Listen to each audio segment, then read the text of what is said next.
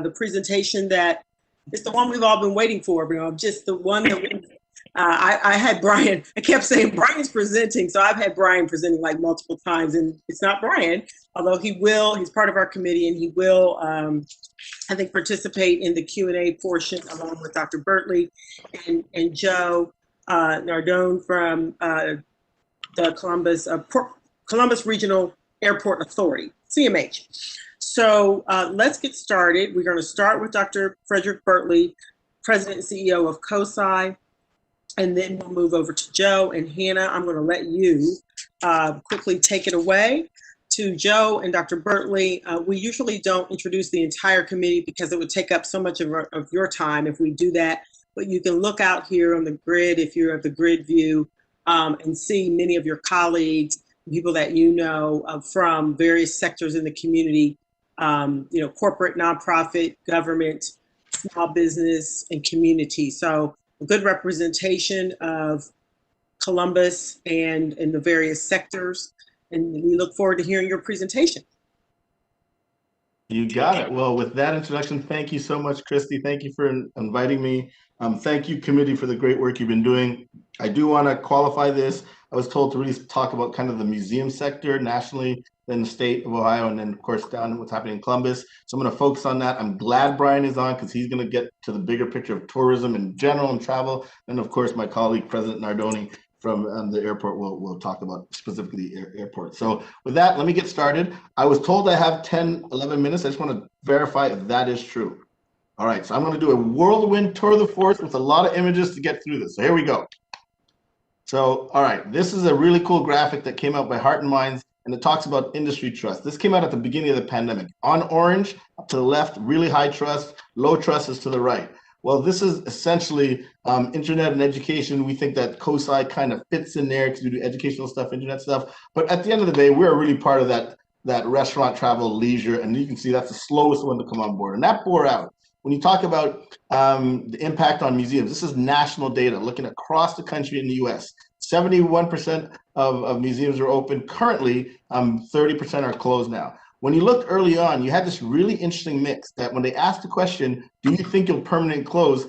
2/3 said, no, we probably won't permanently shut down, but 1/3 were like, yes, or we're not sure. I mean, think about that. 1/3 of the museums in this nation shutting down. Really incredible. Then you look at they're cutting back on education. 2/3 of them said, yeah, we'll still be open, we'll be something, but our educational programs, we're gonna have to cut those because we can't support them. And then do you see reopening with a reduced staff? Almost half of them said, absolutely, when we open, we're just not gonna have the same level of staff before. All right, when you look at patterns across the country, it's really interesting. Museums like zoos and botanical gardens, including Franklin Park and the Columbus Zoo, they did anywhere from 30 to 55% during these times. And at some points, when you speak to Bruce Harkey, he'll tell you that they had some 60 and 70% days, which is really incredible. But when you look at the art museums, completely different. Across the country, they are static at anywhere between 20 to 27%. They can't get up to 30%. It's too hard. Zoos and botanical gardens, of course, are open. That's why they had more folks. And when you look at the science museum sector, I'm just giving you the lion's share of the top 20 science museums in the country, and half of us are open and half of us are closed. And the difference there is, even though now we know touching stuff is not a big deal in terms of transmission, early on in the pandemic, everybody thought, oh, if you touch something, you're going to get the virus. And so a hands-on science museum is clearly all about touching stuff. So folks weren't really happy about going there. So half of us were closed. All right. If you look in Ohio, there are 4 science museums. And yes, I'm going quick. That was the point. There are 4 science museums. 2 are open, Great Lakes Science Center in Cleveland and Cincinnati, and 2 are closed, Imagination Station in Toledo and COSI. All right. Now, getting down to the city, Columbus's cultural institutional pivot. We should be so proud of this city. It's amazing how these cultural institutions have pivoted and done some really cool things. Everything from Franklin Park and the zoo, as I mentioned, being open and being able to provide good, safe experiences. Lincoln Theater, doing some really cool programming. Columbus Urban League, Stephanie Hightower and her regular town hall meetings were a fantastic resource. Columbus Museum of Art on Saturdays and Sundays, it is free. They open their doors. They got a funder to figure this out, so you can go and it's socially distant. You can feel very safe and it's for free. And then you got the great work of the Heart of Protest that was really led by the King Arts Complex, and part of the steering committee was COSI, the Museum of Art, CAPA, and WOSU. And this was literally putting on 46 days of free programming to respect and celebrate the 46 years of George Floyd's life. All right. And I was also asked to talk about what did COSI do? So this is interesting. What about COSI? Well, yes, we're still closed, but we have been super active. And I'm going to race you through some of the stuff that we've done. Some of it you might know, some of it you might not know. So one, we looked at how can we have a digital footprint, right? Our building is physically closed. How do we take science and educational resources out and push it out? Two, we're known about being a physical space. People want to touch and come to COSI, pull a lever. How do we do that if our building's not open? I'll talk about that. And then three, we lived and died based on partnership. So by the way, we were ranked, thanks to many of you on the screen and people across the country, the #1 science museum in the country in February 2020. By March 2020, we were the #1 science museum in the country. That's close. So bummer there. But what did we do? We had our physical science festival. We couldn't do that because of the pandemic. We pivoted and did a digital science festival. We have an interactive video series for kids in the K-12 space and for teachers. We have a program called The Color of Science, which is all about diversity and equity in the space of science. And then we have this whole digital asset series on our website called COSI Connects. All kinds of videos, new activities, podcasts, science challenge, all kinds of stuff, not just for kids in the K-12 space, but especially those, but also for adults, just to make sure if they're interested. And then finally, you can't physically go to our museum, but you can see 7 different exhibits for a free digital tour. You can go into our AMNH Natural History Gallery and check out the dinosaurs, and there's all these QRC codes and activated augmented reality. So that's the digital through our website, COSI Connects. Physically, you can't come to our building, but we're like, you know what? We're going to put COSI in a box. And we created these cool kits called the COSI Learning Lunchbox. And we talk about partnering with food pantries and food delivery services. So we say feeding hungry minds and feeding hungry lives when we partner with them. This is an example of some of the stuff in the box. There's all kinds of stuff. And what's important for teachers is this is all correlated to the Ohio Science Learning Standards and the National Next Generation Science Standards. So teachers can actually use these kits and check off what they need to be doing in their rubric because it goes back to their standards. You know, we weren't a shop that does this, but we quickly pivoted and figured out how to produce 1,000 of these boxes a week. This is how we are giving them out in partnership again with the Hunger Alliance, socially distanced, really cool stuff. A picture's worth 1,000 words. Look at the line. This is at St. Stephen's. Cars were lining up to get these science kits. Similarly, so then we pivoted and did stuff across the state. This is actually in Parma. Look at the line of cars. We came there with 400 kits. We ended up having 1,200 cars wanting to come and get kits, and so we had to figure that out. So we started off in Ohio, but now there's so much excitement around these kits because, again, they're tied to learning standards nationally. So now we got contracts in Kentucky, Tennessee, and we're working on West Virginia to deliver those kits as well.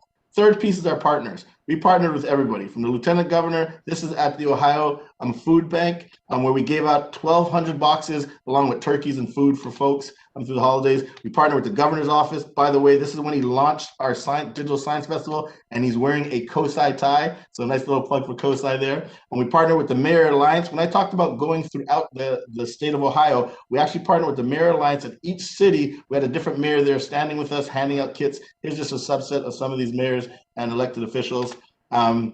Here's just another smattering or a logo soup of all the partners, again, state-wise. But we also really thought it's important to go beyond just this whole STEM and science education to feed kiddos, but we're going to leverage Feeding Hungry Minds and work now with social services. So we talk about Feeding Hungry Minds and fulfilling human services. So now our kits, we're giving them out in like Ava House and other places that have women who are going through recovery because they can use these kits to actually work with their kiddos and have some bonding time. We're working, of course, with foster homes, giving these kits to these kids, making sure they can learn some stuff. And now we're looking at how to support the homeless population similarly. So we're really proud of transcending that basic K-12 space to really being an additional part to the Great Columbus network of social services. Our national partners, NASA. NASA actually partnered with us to produce their first science kit, and that's really cool. Here's just a sample of what it looks like. You got a bunch of NASA content and a bunch of COSI content. We partnered with the U.S. Department of Energy. This is, he's actually rotating out because there's new administration, but this was the head of the Secretary of Energy, Dan Briette. He came to COSI. This picture's at COSI. He opened the box. He got so excited. He said, you know what? You guys are going to do our first national energy box for us. We partner with Virgin Hyperloop. We are Virgin Hyperloop's national educational dissemination partner. They're so excited to work with us that both Mrs. Branson and Sir Branson actually tweeted and texted about COSI and how thrilled they are to partner with this organization in Central Ohio. Then we have our Color of Science program. This is a very simple concept. All scientists aren't old men with thick glasses and pocket protectors, but women make fantastic scientists and engineers, and so do people of color. Our first one was in December with Dr. Kathy Sullivan. You know her well. Our second one was this month with Caleb Anderson. This is a 12-year-old kid who got accepted into Georgia Tech to study astrophysics and aeronautical engineering. An amazing kid. February 4th is going to be Nicole Jackson. She's a PhD learning scientist and chief technology officer. Just really incredible people with great stories to mentor and motivate kids, girls, and persons of color. So what does success look like? Here's a line or a quote from a teacher. I won't read the whole thing, but at the end of the day, she was so thrilled with these kids that we sent her that she sent this note and she sent a picture of the kids. And here they are, loving our dinosaur kids. Really thrilled to learn about dinosaur technology. And then finally, probably my favorite image is here's Cover My Meds. We partner with them on the bio kit. We have a dinosaur kit, a water kit, a nature kit, etc., a space kit. We also have a life science or human body kit, and that's the partner with Cover My Meds. We were giving them out. We gave out 500 in Franklinton on a Sunday. Parents were coming, kids were coming, and then this thing happened. These two kids came to Franklinton on their own with no adult. They got the kits. They were so excited. Right there in the park, they started doing experiments. Look at that face. Truly priceless. The last thing I want to mention is, of course, we're launching our series. Hopefully you all know about this. This is a new primetime television show series called QED with Dr. B. It premieres tonight, so please check it out. Hopefully you like it. We're trying to bring science to the people where they live, learn, and lounge. So tune in. It's on WOSU at 7:30. And with that, what about COSI? Well, we're closed physically, but we've been very active. Thank you very much. Wow. Thank you, Dr. Bertley. Every time I listen to you, you make me want to go back to science class. Love it. Joe Nardoni, you are next. I apologize, Joe. I didn't have the long E on your name when I said it the last time. So that's my COVID brain kind of, not working quite well. You are up with the presentation. And after your presentation, we will move to the Q&A portion of our discussion today. Madam Chair, thank you so much, and don't ever worry about the pronunciation. It's great to be with you today. I appreciate the invitation, and I look forward to the dialogue. I will admit that Dr. Bertley is a very tough act to follow. He's an inspiration to many of us. So I'm going to kind of go through the slides relatively quickly and look forward to the dialogue. And if anybody wants more depth, we can talk about it. But our first slide just talks a little bit about the Columbus Regional Airport Authority. We manage 3 airports, CMH, Rickenbacker, and Bolton Field. I do have to take time to mention, because 2 of my board members, 2 of my bosses are on this call today, Dr. Bertley and Kenny McDonald. They give so much to this airport authority. We're very grateful for them. So we enjoy working with them, and they never stop. They're just always helpful. The next slide talks a little bit about pre-COVID. So pre-COVID, the airport generated both direct and indirect about almost 59,000 jobs and $3.1 billion in annual payroll. We have a $12.9 billion impact, and approximately 1 in every 10 jobs in Ohio is related to the airport and airline industry. So we were doing really well. 2019 was a lot of fun. We had our biggest year ever. We had our best financial results. We had our most passengers. We had 8.6 million passengers. So we were all very, very happy. And you'll see on the next slide what happened starting in March. January and February were very good months for us, but in March, the pandemic hit. We were prepared. I can tell you that, as prepared as you can be for a pandemic. Airports in the U.S. are slated to lose $23 billion in revenue, and the Columbus Airport Authority is no exception to that. We lost over $40 million in revenue last year that was planned. And last year, we only served 3.6 million passengers, approximately 40% of what we served in 2019. So we had a big drop. We had generally we're at 1/3 the level. So we say 40%, but it was a little less than that. But we are weathering the storm. We were prepared. We have great leadership from our board. We have great staff here. We basically went into the cost saving mode, so we were able to work through that. We deferred a lot of spending. We deferred capital projects. We had hiring freezes. We had a voluntary separation program, and the federal government did help us with the CARES Act. We're very grateful to our congressional delegation for that. As we all know, airports are a pivotal part of an economic engine for the local communities. They're saying, and I am more optimistic than a lot of the professionals, that it's going to take until 2024 to come back. I'm optimistic that we're going to have a very good second half of this year, and we'll be bouncing back quickly. What I can really say about our team and our staff is, as a vital public service, we never closed for one moment, and our people just continue to deliver great service, both at Rickenbacker and here, but we also do work down, as I said, at Bolton Field. We said right away when this thing broke, health and safety first and business second, because if we didn't take care of the health and safety, it would be hard to take care of the business. So I will say Columbus is a unique community. So I've been here 3 years, and many of you know I came from Detroit and Detroit Metropolitan Airport, and I see many of my friends on this call. But we were ready. We had an emergency plan. We went into action the day the first case was discovered in the U.S., but we got so much help from the community. We, as an airport, looked really smart in the airport industry for a couple of reasons. One reason, we delivered a safe work playbook, and that was with the help of the Columbus Partnership. They had a draft copy of that. We put that together. We made it our own. And once it got out in the industry, there were 400 other airports that downloaded or used that safe work playbook that we created here, that our staff created. So we were way ahead of the curve. Further, and I'll talk a little bit more about this, Brian Ross, who look forward to hearing from, he's very modest about this, but Brian took us to the GBAC Star accreditation. We were one of the first airports in the whole world and one of 4 Columbus entities that got a GBAC Star accreditation for cleanliness. So thank you, Brian. Thank you, Columbus Partnership. Everybody was working together. Columbus and Columbus airports were ahead of the curve because of this great community. So our task right now is to make travelers safe, feel safe. We have what we think the safest airport that we can have. We are doing all the things that we are supposed to be doing. In fact, Dr. Bertley heard this yesterday, and Kenny McDonald. We got our highest customer service scores ever in 2020, which is kind of a strange thing to report. But in the middle of a pandemic, our customers were so happy with the service that was delivered by our team here. We've also added PPE vending machines, increased sanitation, plexiglass barriers, and have done everything we can to try and make customers feel safe. Moving on, Jen, to the next slide. I spoke about this a few minutes ago. Recovery will not happen overnight, but we are optimistic, and I tend to be more optimistic than most.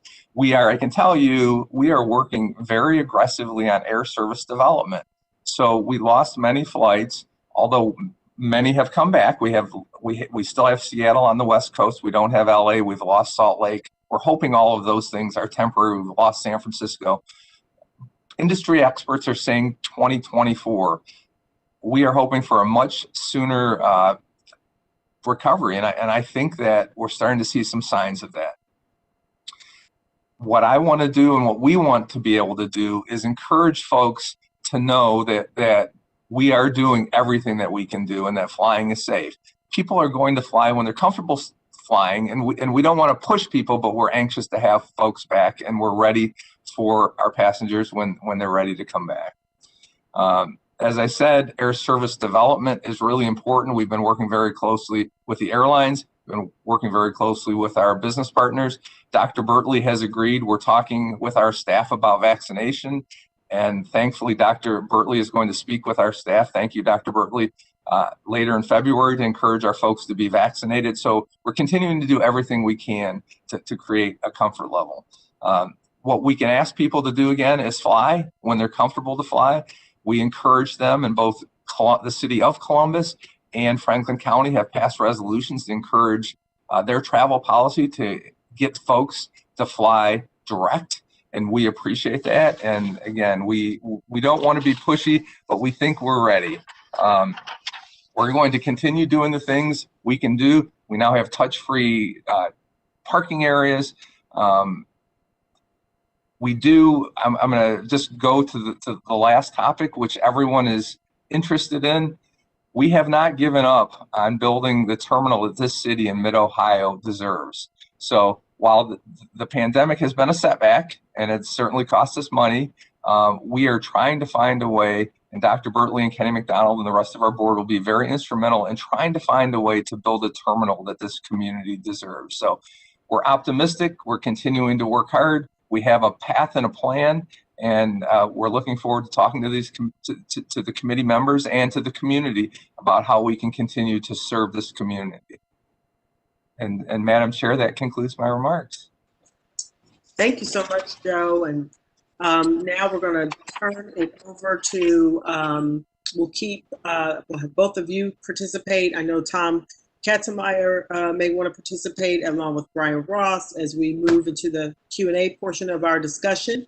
The floor is open to our committee members to ask questions. Christy, can I start? Absolutely. Okay, Frederick, it's great to see you. I can't talk as fast as you, though, and I wish you well tonight. We'll all be watching you tonight.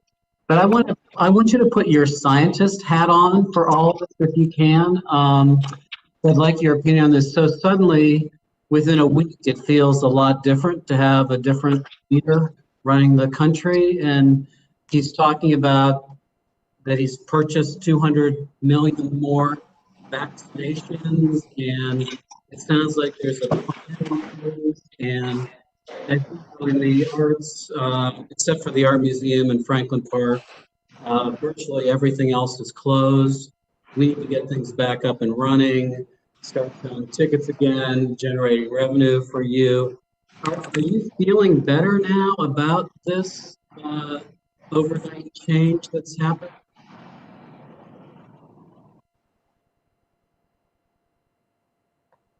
You're on mute. You're on mute, Frederick. I just wanted to check. Can everyone hear me okay? And you answered. All right, can you hear me okay now? Yeah. Yeah, so Tom, that's a great question. So people are worried about the Biden administration promising 100 million doses in 100 days. How can that be? We had such a slow start. It's important to appreciate the previous administration just didn't have an infrastructure set up. So the vaccines were there and people were debating, did they have enough vaccine produced or not? They had vaccine doses there. They just didn't have the framework set up to actually logistically ship them out and then administer them to people. Now, it's important to understand, we've never in the history of this country, frankly, in the history of the world, tried to deliver this many vaccines. I mean, we basically vaccinate babies and kiddos as they grow older, and then people were traveling to far countries and then maybe the medical staff, right? So in any given year, you're talking about trying to vaccinate maybe 4 to 5 to 6 million people a year, maybe 7 or 8. You're not thinking of trying to vaccinate 100 million. So, you know, aside from people like Amazon and other folks who have figured out the logistics of delivering stuff en masse, there was no infrastructure there. So what the Biden administration really did as they were doing their transition and onboarding is they were looking into how can we figure out that infrastructure, and they've done a lot so far. So will they get to 100 million in 100 days? It's actually very possible they could, but even if they don't get there, they're going to get close to it. And that is, to your question, is very encouraging for me. Where I get a little concerned is this whole talk about herd immunity is based on getting roughly 70% of the people to be vaccinated. And as you all hear on TV and on the news cycle, there is a lot of concern about taking the vaccine in general amongst a bunch of people, but then especially under, you know, Black and brown populations who legitimately have concerns over kind of the medical practice of the United States of America over 200 years or so. So the vaccines will come. Will they come fast enough? I don't know, but it's safe to say by mid to late summer, certainly by end of summer, you know, July, August, anybody who wants to be vaccinated will be able to get a vaccine. Tom and everybody else, the issue is if people decide they don't want to get vaccinated, we're not going to get rid of this bug. Now, it'll still be reduced. It won't be at the crazy infection levels here. So even if we get 50% people vaccinated, We're going to lower the amount of virus that's out there, but to get rid of it so we don't have to wear masks anymore and we can hug people again and get back to the normal way we are, people are going to have to get vaccinated. And you can't force somebody to do so unless the government decides to do so. And that's a whole other, I don't want to get into that scenario. Thank you. Very well. May I? Yeah. Yes. Thank you, Christy. Thank you so much for bringing these two important or the backbone of our city. I have a question for Mr. Nardon. My organization is serving New Americans here in Columbus, and my organization is called Ethiopian Tohado Social Services. So I had a meeting with parents, and one of the parents working at the airport said during this pandemic that he is still working, but very, very less hours. He couldn't get unemployment because still he's working, and he was worried about, how to cover his mortgage. Is that still the case, or things are now improving? And on the other side, for Dr. Bartley, thank you so much for the donations of about 350 kits. Your testimony, what you're talking about for our kids, really they enjoyed it, the dinosaur kit, that's great. And let's keep up, and thank you so much. But I hope that's my really testimony for him. Thank you, Dr. Saleshi. Yes. Stephanie Hightower, I can't see you for some reason, I don't know why, but I see that you have a question. I do have a question, and if you saw what I look like, you probably would not want me to be. I don't even know how to turn this thing on anyway, Hannah. I don't know how to turn it on. And Hannah, I finally just figured out today how to get on with using the panel list. So please, I'm challenged, and I told Hannah, she privately told me I could put my question in the chat, but I told her I was just being facetious because I am old, Dr. Burley, and I wanted to ask you the question right after, and Christy made me wait, and I'll forget my question, and I probably have forgotten it by now. Anyway, anyways, Dr. Burley, I wish the Biden administration would hire you, but then that means that you would go away from us. I'm serious, because he's just so smart and just what he brings to the table. But my question really is, in all seriousness, the kits that you did, those are phenomenal. There are those of us who are in preschool, that we run preschool programs. Is there a kit for our babies?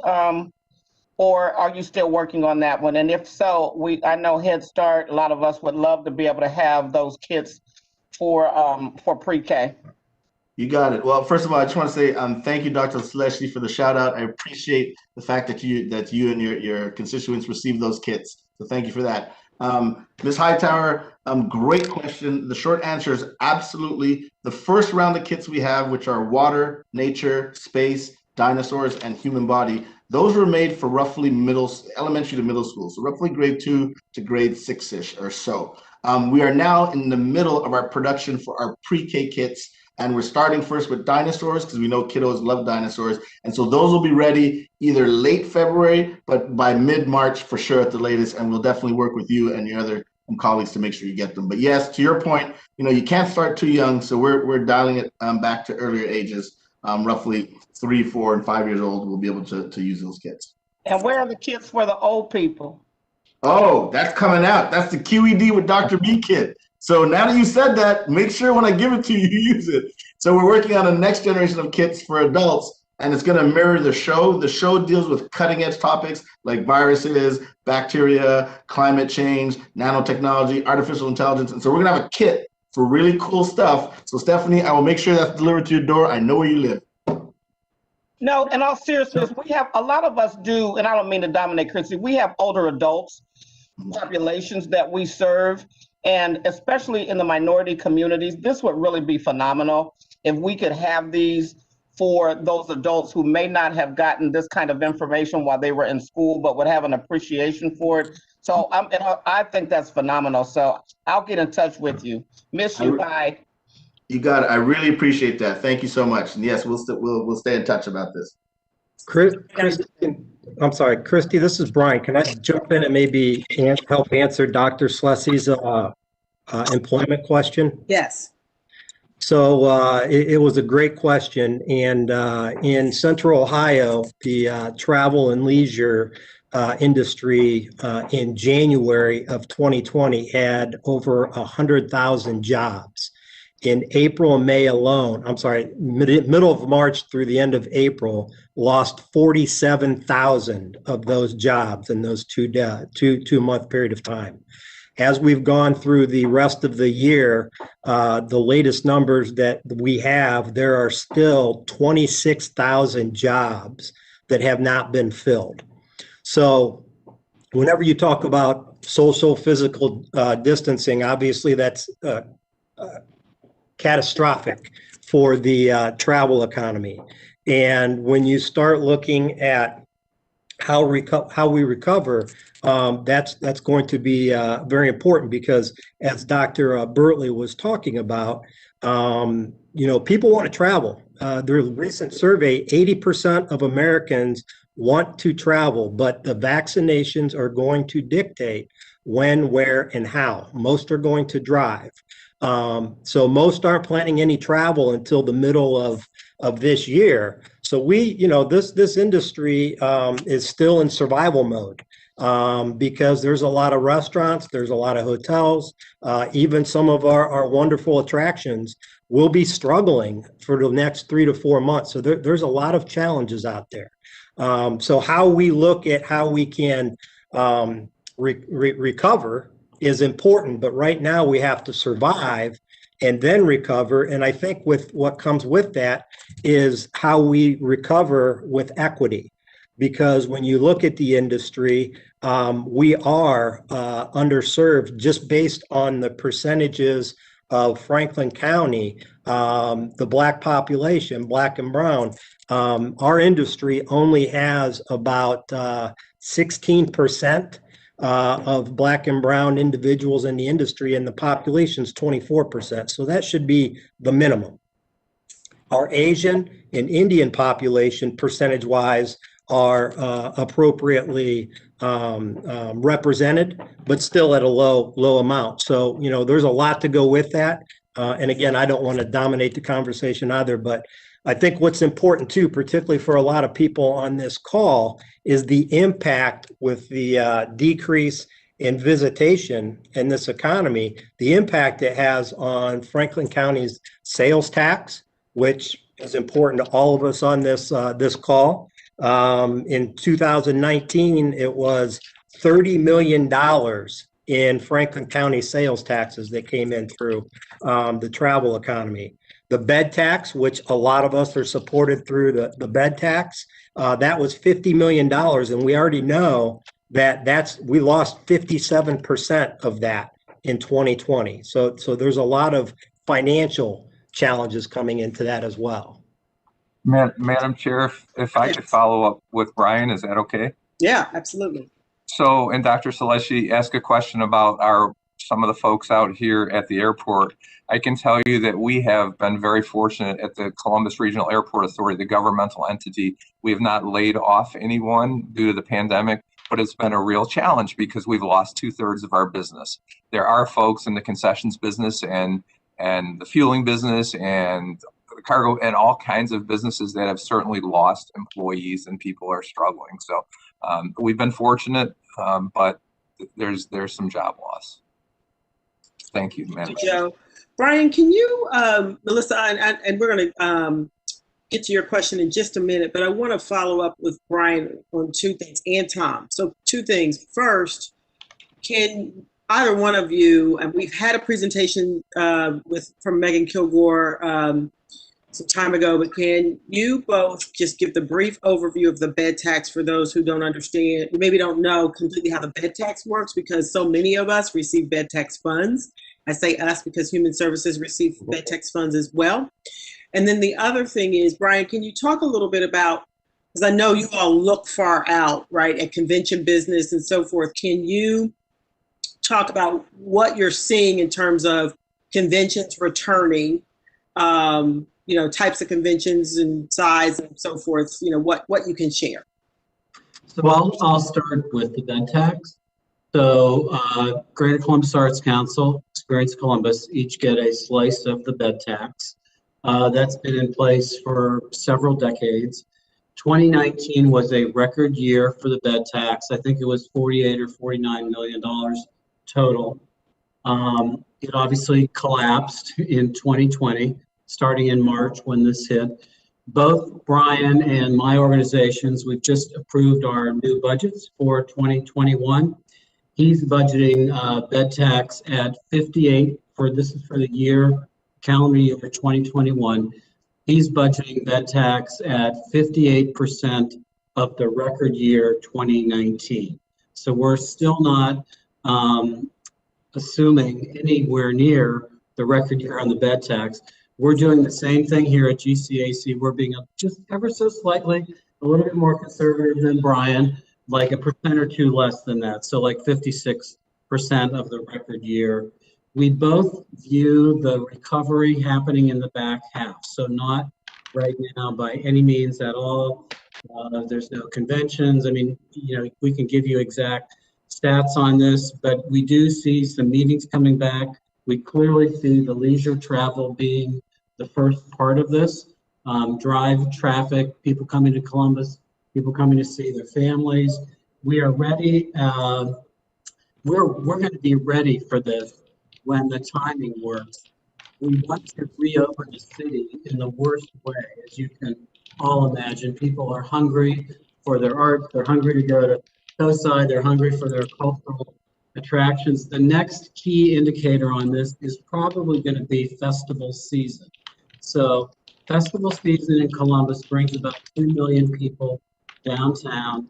It starts with the Asian Festival, which is at Franklin Park Conservatory Memorial Day weekend. The Memorial Tournament is after that. The Columbus Arts Festival is after that. You've got Pride, you've got Red, White, and Boom, Jazz Ribs, Festival Latino, ComFest, all of that. So that's the next kind of inflection point. That's why I kind of asked Frederick, you know, hearing that President Biden has ordered up 200 million more doses of vaccine, I'm encouraged by that. I'm optimistic. Brian and I are natural optimists on all this.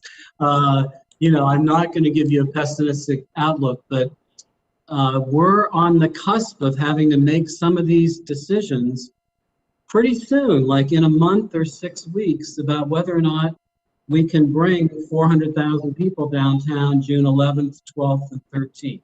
So that's the next. And then we're all looking, of course, at the fall season, because everything's being moved to fall. You know, everybody that has an event, a gala, wants to reopen, football season, whatever those things are. Everyone's looking now at what date in September can I have my event now, you know, because we can't do them in the spring. So that's kind of where we all are, but we have very practical estimates on what the bed tax is going to do for us. Both of our organizations get significant support from the county commissioners. Whenever you see a county commissioner, you need to thank them for that. And as you all know, we also now get funding from a 5% ticket fee that is in place in the city of Columbus on arts, culture, sports, and entertainment. And I would tell you this, as you can imagine, that is grossly underperforming right now. So until we get things back up and running. So with that, Brian, I don't know what you would want to add to that. No, I think that was I'm glad to see that we had our board meeting today, and Tom and Dr. Bertley and Joe and everybody was all over the numbers. So I'm glad to see that. Yeah. But the bed tax distribution, as you know, Tom alluded to, both of our organizations are a part of that.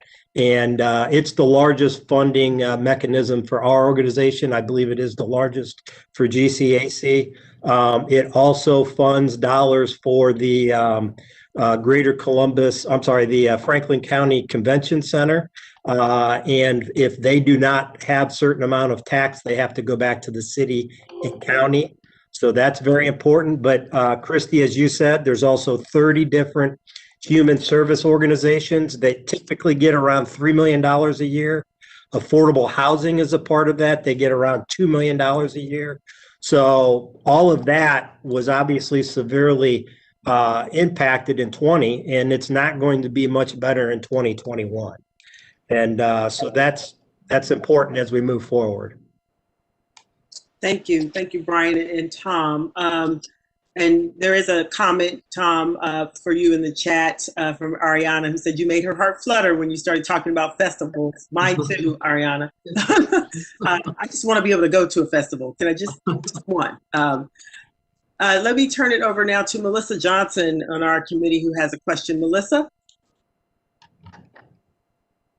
Hi, yes. My question is, do you anticipate flight rates going up once our COVID-19 numbers drop? So I think that's for you. Melissa, good afternoon, Melissa. Yes, absolutely. Again, it's a challenge of comfort. So if we can get our folks comfortable, if we can get significant vaccinations, from our perspective, we are very, very anxious to see people getting vaccinated. I read about it every single day. The numbers are not where they need to be, but for the airport industry to rebound, we need folks vaccinated. We need people comfortable that they can fly safely. I guess my question was really in regards to ticket prices and rates. Like, will that be put on to the community?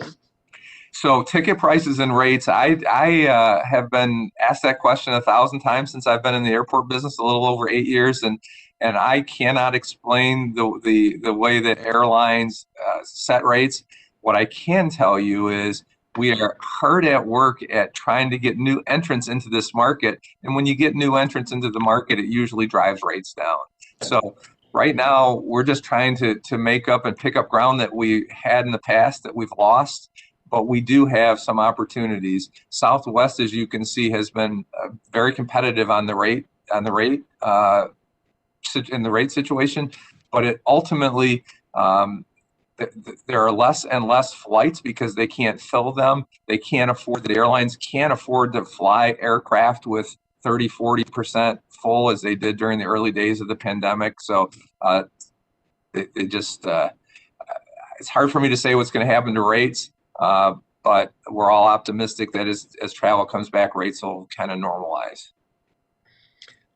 I would like to also share that Joe and his team have, and us as a community, have a tremendous fight ahead of us, I believe, because it's not easy to regain all the wonderful flight options that we had that the authority and Joe and his leadership and Kenny McDonald and others were able to fight to get us.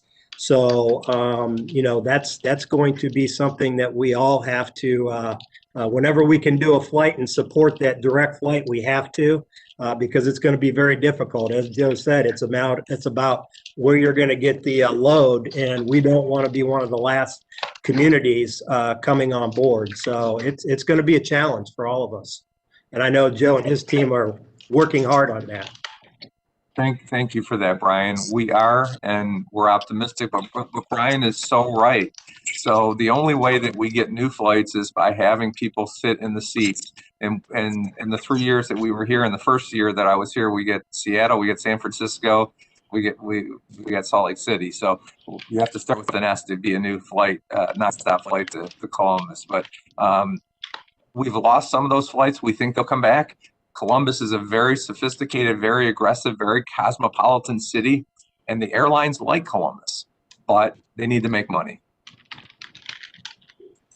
Thank you, Joe. Sandy Doyle-Ahern has the next question, and then Michael Smithson, you are up next after that, and then I think Elizabeth Martinez, and I see Keith Stevens also has a question. So we're like a runway. We're backed up on questions here. Sandy, you're next. Okay, thank you. It's so good to see both of you. I miss my friends. Joe, actually, what we were just talking about, I think, is a good segue to what I was going to ask you, maybe to explain a little bit to the group. When I go back and look at the data and the numbers and the drop and so forth, my question relates to the economic impact of this, because it's been pretty evident over the last several years, part of the effort around adding cities and destinations from Columbus isn't just about pleasure and leisure. There were very much specific business reasons and economic development reasons for that work. And I think it's important for this group to understand not only that connection, that losing those actually is related to losing business opportunities, so regaining them is important. But I also wondered if you could touch on what you're seeing with the numbers starting to come back. Do you have any good sense of whether that is business travel, pleasure, or a little bit of a combination, or what you see happening with those trends? So that's a great question. And it's so nice to see you, my friend. I miss you. And I look forward to our lunches again sometime soon. So the answer to the question is we started to recover starting back in May, June, July. Most of the travel was leisure. What we're hearing now is that it's probably 80 to 85% leisure. There is some business travel coming back, but the airlines that have been suffering have been the business traveling. Delta, for instance, is a very heavy business travel airline. So the ones that bounce back quickly were the Allegiants and the Spirits and some of those other folks that really travel to vacation destinations.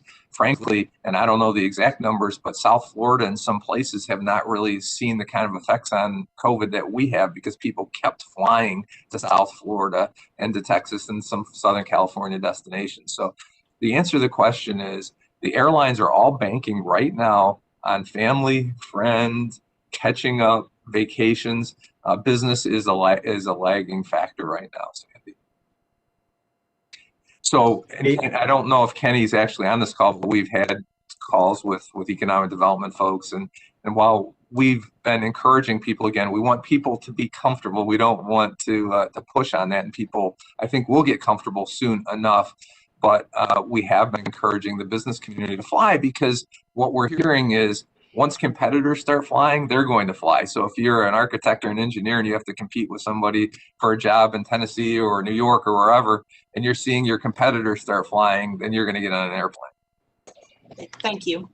And Sandy, I think it's also important to understand the outbound and versus the inbound. And as Joe was saying, a lot of that's leisure. A lot of the leisure is outbound, not as much inbound.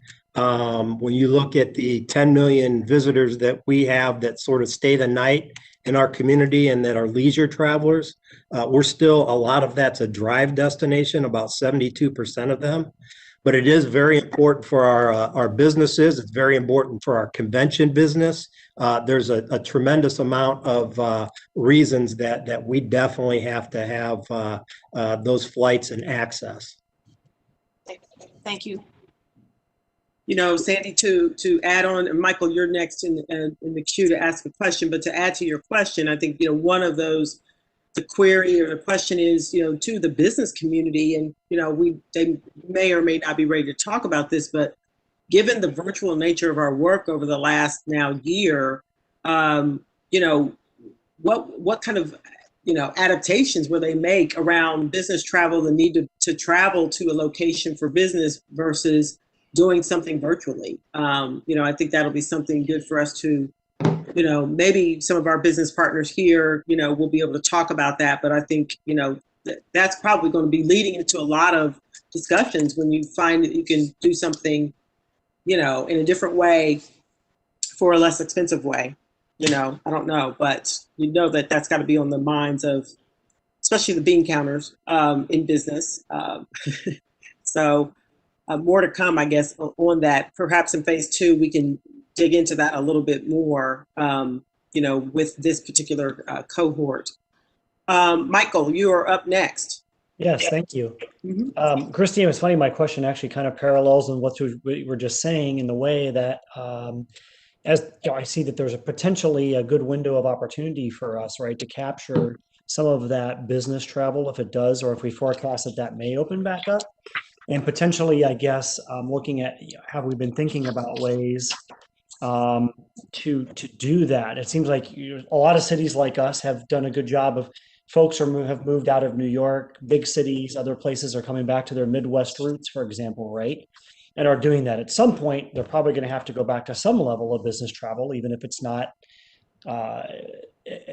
as much as it maybe had been for a while, and it may take several years for that to fully recover. So it seems like, are there things that we can do, or are you guys already thinking about this, Joe, of ways to be prepared for that and maybe try to capture some of that in advance? Is there some pre-thinking on, yeah, that's a market we really want to grab, or do we really see that as an opportunity or not?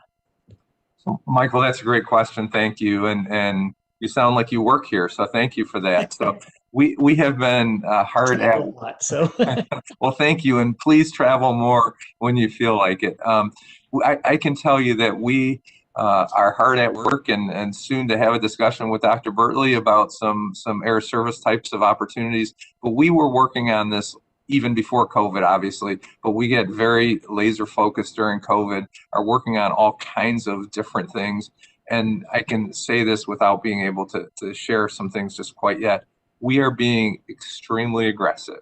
So we know that we have to be. There is no substitute for a nonstop flight.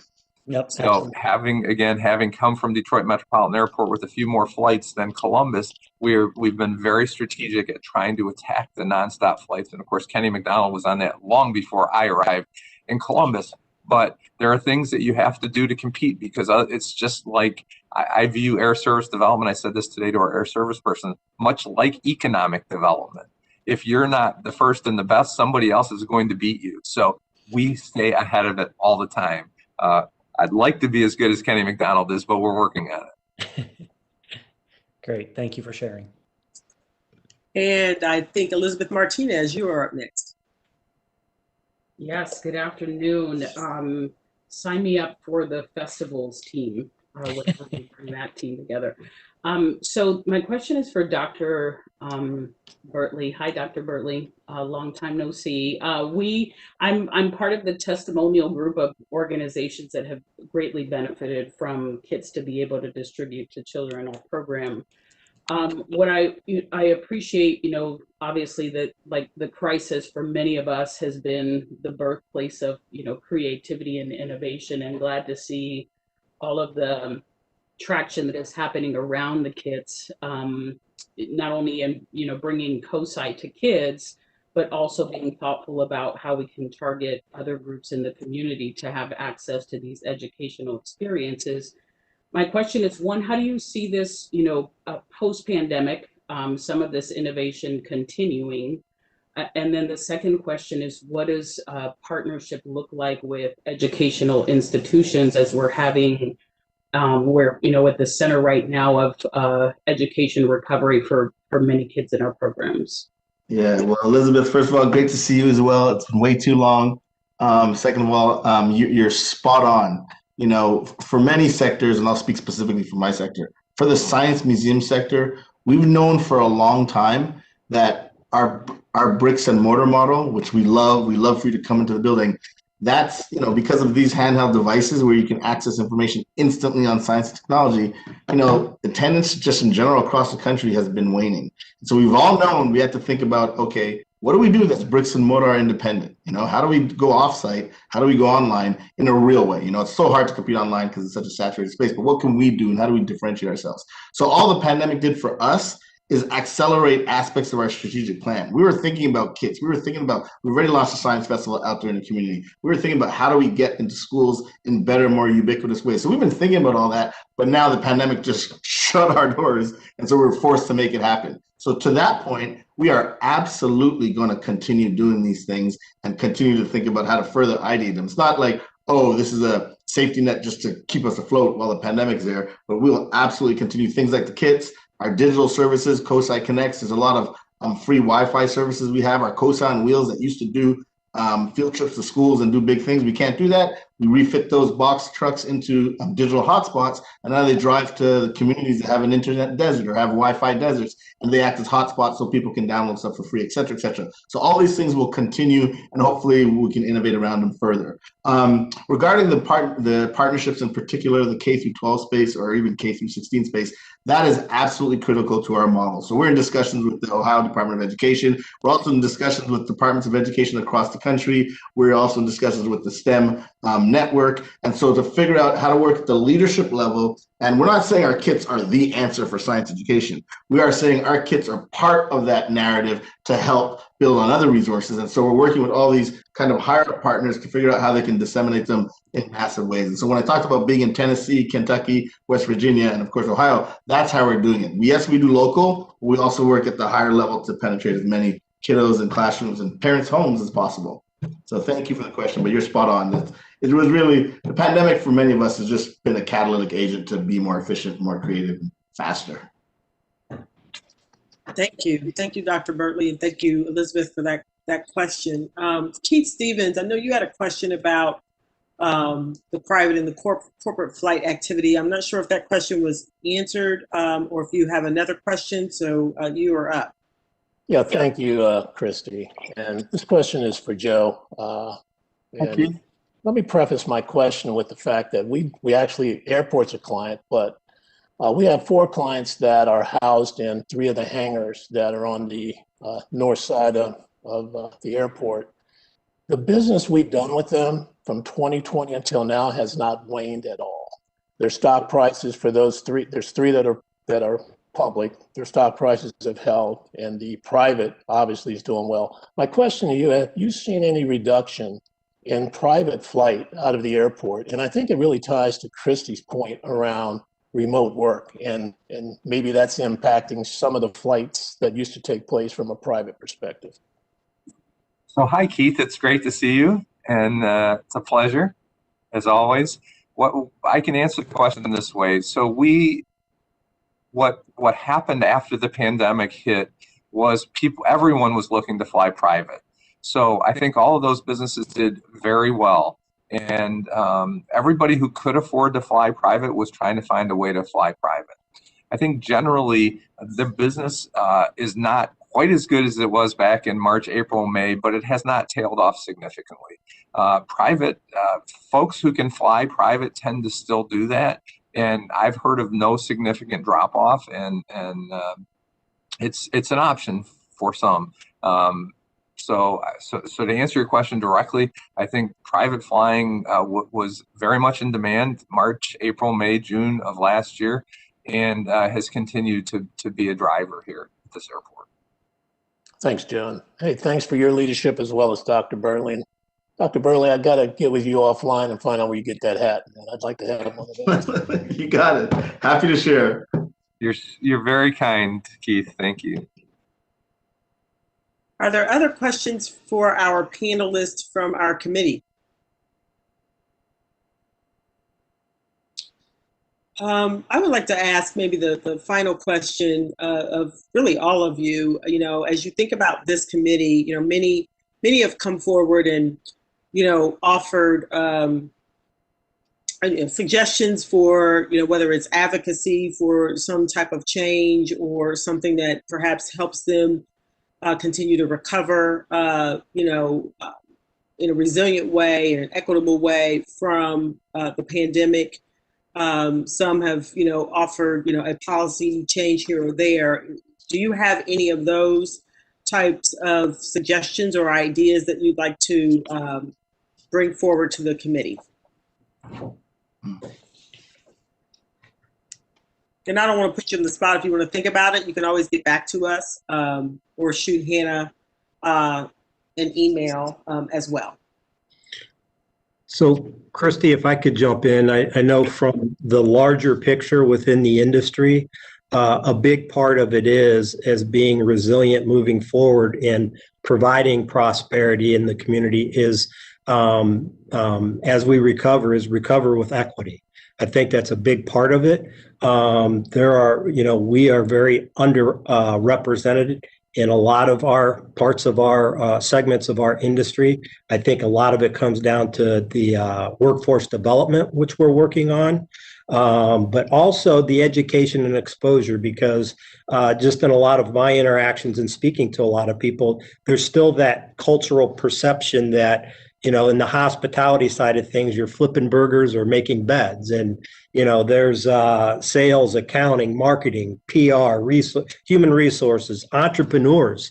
on a regular basis, technology. So there's a lot of things that I hope we can work together on how we try to set up to be more resilient within the community in this industry. And I think that curriculum, and that's a big part of it, even starting to get exposure and education from a high school standpoint, and then through, we have a great Franklin, or I'm sorry, the Columbus State is wonderful in this industry. Ohio State has something, but we need to, and again, we have to help drive it in from our position, my position, our organization, but it's a community effort.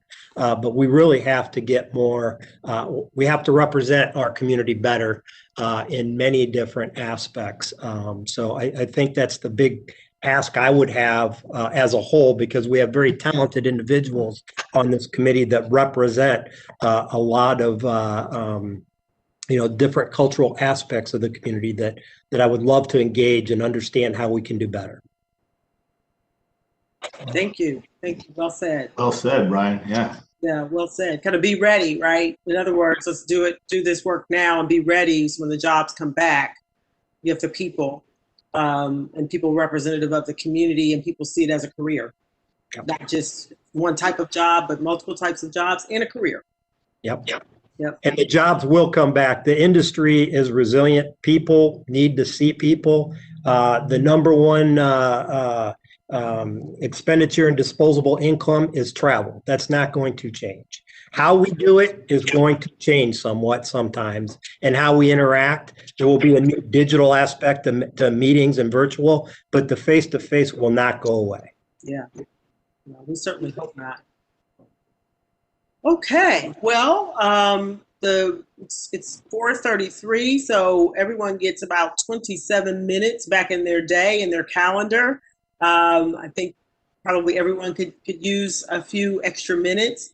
I want to thank our panelists today for joining us. You all being great. We know that it's been challenging for you during this time. You got hit early with when this started, and we just want to thank you so much for bringing forward kind of your story, but also the ideas, and thank you for being creative in the delivery of your services, and including some of the sectors that wouldn't, naturally be included.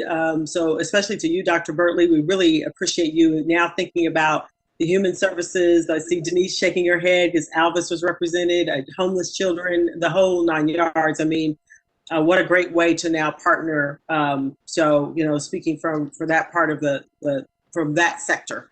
So we really appreciate everything that you all are doing. And as I tell all panelists, we reserve the right to call you back or ask you more questions when we get into to the second phase of this, which is coming later in February, because, we may forget something or things change, right?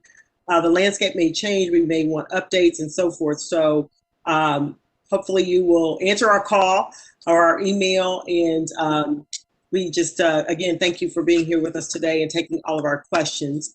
To the committee, next week is Transportation 2.0. So everybody remembers January 6th and Transportation Day. We needed a do-over. And so that's our do-over day. Thank goodness we have a do-over day. And then following transportation will be higher ed. And that's on, I believe, February 10th, I think is that date. Is that right, Hannah? Okay. So we're getting close to the end of phase 1. The team is going to be sharing soon with me some ideas. They've been ideating around what phase 2 looks like, and we hope that we'll be sharing that with you all very soon as well. So look forward to that. I know we're all looking forward to kind of the next phase and really digging in, getting our, starting to put ideas together for the mayor, council president, and the county commissioners. Melissa Johnson asked Frederick if there's a contact for the COSI kits. COSI.org. You can just go to our website, COSI.org. You'll see a big thing that says kits. Click on that. And if you want to personalize or customize stuff, feel free to shoot me an email at Bertley, my last name, at COSI.org. We'd love to work with you. All right. Thank you all today for today, and we will see you next week when we talk about transportation. Thank you, Madam Chair. Everyone.